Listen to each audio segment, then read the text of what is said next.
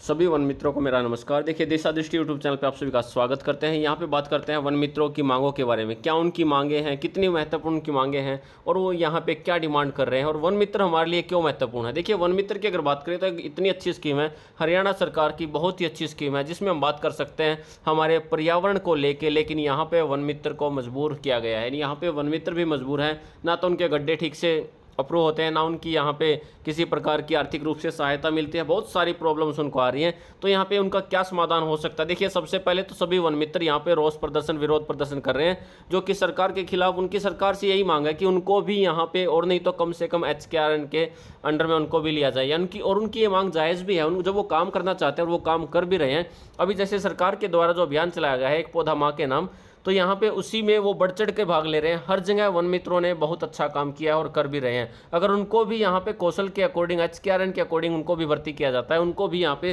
कुछ आश्वासन दिया जाता है, तो बहुत अच्छा रहेगा। तो सबसे पहली मांग हमारी यही है कि सभी वन मित्र इस वीडियो को ज़्यादा से ज़्यादा शेयर करें और इसे सरकार तक पहुँचाने में हमारी मदद करें और वन मित्रों का साथ दें। आम आदमी को भी वन मित्रों का साथ देना चाहिए, क्योंकि वन मित्र एक ऐसी स्कीम है जो सरकार द्वारा चलाई गई है। और इस सरकार द्वारा चलाई गई स्कीम को, वैसे तो बहुत अच्छी स्कीम है, लेकिन अभी इसमें कुछ कमियां हैं, क्योंकि शुरुआत है। तो यहाँ पे वन मित्रों को आर्थिक सहायता नहीं मिल पा रही है, बहुत सारी कमियां। उन सभी की बात करेंगे, क्या क्या यहाँ पे उनकी डिमांड है, क्या उन्होंने मांगे रखी हुई हैं। देखिए, उन सारी की बात करेंगे। सबसे पहले आपको बता देते हैं कि ऐप में अपडेट आया हुआ है। जो अपडेट है वो है 2.6। और यहाँ पे अगर बात करें तो आप अब एक साथ वन मित्र और फॉरेस्ट गार्ड दोनों लॉगिन कर सकते हैं। तो एक ही लॉगिन में दोनों कर सकते हैं। जैसे आप लॉगिन करेंगे, आपके सामने कुछ ऐसा पेज ओपन होगा। यहाँ पे आप अपनी लैंग्वेज सेलेक्ट कर सकते हैं, हिंदी और इंग्लिश। और जब आप लैंग्वेज सेलेक्ट कर लेते हैं, तो लैंग्वेज सेलेक्ट करने के बाद आपके सामने ऐसा नोटिफिकेशन आएगा, जिसमें आप 15 अगस्त तक अपना काम कंप्लीट कर सकते हैं, सबमिट कर सकते हैं। इसके बाद आपको यहाँ पे टाइम नहीं मिलेगा। और जब आप यहाँ पे PDF अटैच करते हैं, तो उसका साइज़ 2 MB से ज़्यादा नहीं होना चाहिए। जब आप यहाँ पे लॉगिन करेंगे तो आपके सामने शो भी कर देगा, सारी डिटेल्स आपके सामने होंगी।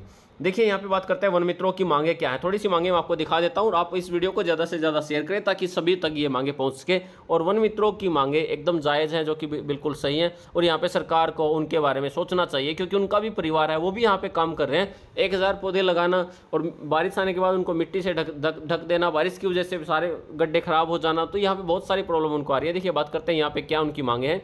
सेवा में माननीय मुख्यमंत्री जी, हरियाणा सरकार, वन मित्रों की मांग। निवेदन यह है कि जैसा कि आपको विदित है, सरकार द्वारा वन मित्रों की भर्ती की गई थी, जिसे हर गांव से वन मित्र सेलेक्ट हुए हैं, जिसमें फैमिली आईडी की इनकम 180 से कम थी। यानी लगभग वो सिलेक्ट हुए जिनकी एनुअल इनकम 180 से नीचे थी। और 13/7/2024 को SMS के माध्यम से सभी को पता चला था कि गड्ढे खोदने का कार्य 21 जुलाई तक करना है। इसके बारे में विभाग द्वारा पता किया तो उन्होंने कोई भी जानकारी हमें नहीं दी। और स्टार्टिंग में ऐसा ही हुआ कि विभाग के किसी भी मेंबर के द्वारा कोई जानकारी नहीं दी गई, जिससे कार्य करने में देरी हुई। और वन मित्र ऐप पर काफ़ी सारी खामियां थी, जो समय समय पर ठीक की गई हैं।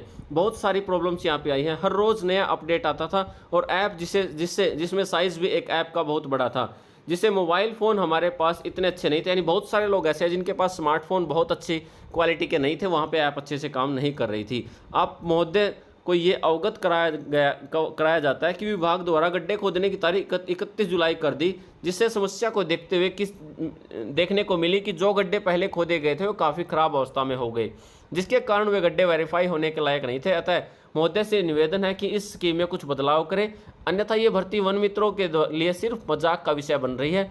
आप महोदय को यह भी अवगत कराना चाहता हूं कि अभी बारिश का समय चल रहा है। इन गड्ढों को खोदने के साथ ही पौधारोपण किया जाए, इसके बाद वेरीफाई किया जाए, ताकि बारिश में गड्ढे खराब न हो। इसके अतिरिक्त हमारी कुछ मांग है, जिससे सरकार पूर्ण रूप से आशा करते हैं कि हमारी मांगों को इस पर ध्यान देगी, और वो इस प्रकार से हैं। जैसा कि आप सरकार द्वारा हरियाणा कौशल रोजगार निगम के तहत भर्ती होती है, जिसकी फैमिली ID में इनकम 180 से कम है, उसको प्राथमिकता दी जाती है। तो हमारी भी 180 से कम है, अतः हमें कौशल में निगम में रखा जाए, ताकि हम भी अपने परिवार का पालन पोषण कर सकें और गरीबी रेखा से बाहर आ जाएं। क्योंकि ये सभी भर्ती सिर्फ 4 साल के लिए वैध है, इसके बाद हमारा भविष्य कुछ नहीं रहता है।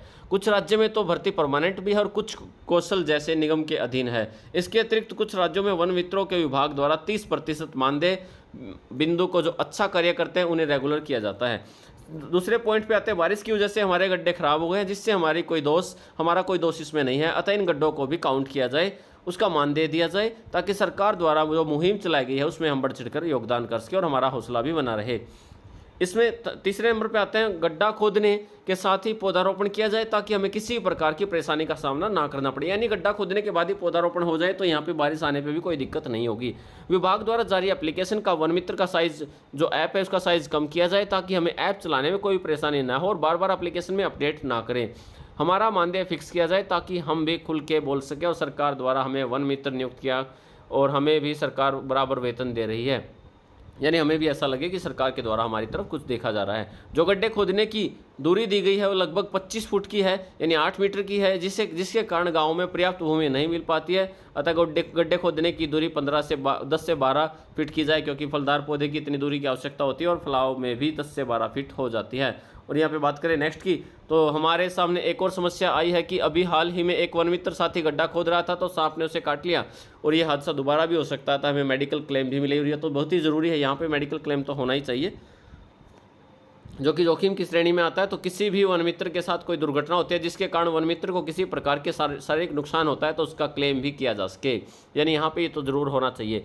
गांव में काफ़ी भूमि ऐसी भी है जो वन विभाग के अंडर में आती है और इस भूमि पर पौधारोपण हो सकता है, वह वन विभाग का कार्य कर रहे हैं और उसी विभाग की भूमि पर पौधारोपण नहीं कर सकते, अतः हमें पूर्ण रूप से वन विभाग की भूमि पर पौधारोपण करने की अनुमति दी जाए। विभाग द्वारा हमें कोई भी आईडी कार्ड यानी आई कार्ड नहीं दिया गया जिससे हम सरपंच तक को विश्वास दिलाने में असमर्थ होते हैं। हमें विभाग द्वारा नियुक्त किया गया है कि हमें कोई भी आई कार्ड नहीं दिया गया है। जो गड्ढा खोदने का मानदेय 20 रुपये गड्ढा है उसे बढ़ाकर 30 रुपये किया जाए ताकि हमारे द्वारा जो टूल किट लाई गई थी उसकी भरपाई की जा सके और पौधे लगाने का मानदेय 30 रुपये प्रति पौधा से बढ़ाकर 50 रुपये प्रति पौधा किया जाए ताकि हमारे द्वारा खर्च नर्सरी में लाने में जो आता है उसको भी वहन किया जा सके। अतः हम आशा करते हैं कि सरकार द्वारा हमारी समस्याओं को देखा हुआ स्कीम में होने वाले बदलाव को सकारात्मक तरीके से देखा जाए, क्योंकि हम सभी गरीब परिवार से संबंध रखते हैं और सरकार द्वारा गरीबों के हित की सकारात्मक सोच रखती है। देखिए यहाँ पे बात करते हैं हरियाणा सरकार के द्वारा वन मित्रों की इन सभी समस्याओं पर विचार जरूर किया जाना चाहिए और यहाँ पे हम इसको कोई रोष प्रदर्शन ना मान के हम ये कहते हैं कि वन मित्र यहाँ पे अपनी मांगे मांग रहे हैं, उनको ये मांगे यहाँ पे देखिए अभी हमने 7 से 8 मांगे डिस्कस की और उनमें एक तो ऐसी थी जिसमें हम बात कर सकते हैं कि अगर सांप ने उसको डस लिया है, अगर किसी ऐसी कोई दुर्घटना हुई है तो ये तो बहुत ही दयनीय स्थिति है। यहाँ पे तो मेडिकल की सुविधा तो ज़रूर उनको मिल ही जानी चाहिए और इलेक्शन का समय है, सरकार को भी सोचना चाहिए, वन मित्र भी आपको वोट दिलाएंगे। तो इसी प्रकार से वन मित्र के बारे में इस वीडियो को सबसे पहले तो ज़्यादा से ज़्यादा शेयर करें, सभी लोगों तक पहुँचाएँ और यहाँ तक सरकार तक भी ट्राई करें कि सरकार तक ये वीडियो पहुँचे और यहाँ तक सरकार हमारी बातों को माने, सुने और मंजूर करे, हमारी कुछ मांगों पर सरकार भी विचार करे और सरकार को इस बात पे ज़रूर विचार करना चाहिए कि हमारे जो वन मित्र भाई हैं वो हमारे साथ जो मिलकर काम कर रहे हैं हम उनकी सपोर्ट करें, उन सभी के सपोर्ट से ही हम आगे बढ़ सकते हैं और हमारे पर्यावरण को भी फ़ायदा होगा, जो कि हमारी वन मित्र स्कीम है ये पर्यावरण के लिए तो बहुत अच्छी है ही, हमारे समाज के लिए आसपास के वातावरण के लिए बहुत अच्छी स्कीम रहेगी जिसमें ज़्यादा से ज़्यादा पौधे लगाए जा सकते हैं। तो इसी प्रकार की ताज़ा अपडेट्स आप लोगों के सामने और भी लेके आते रहेंगे, वन मित्र में क्या रहता है, कैसे क्या होने वाला है। और अभी ऐप में अपडेट आ चुका है 2.6, तो अपनी ऐप को अपडेट कर लें और जुड़े रहे हमारे यूट्यूब चैनल से। Thank you.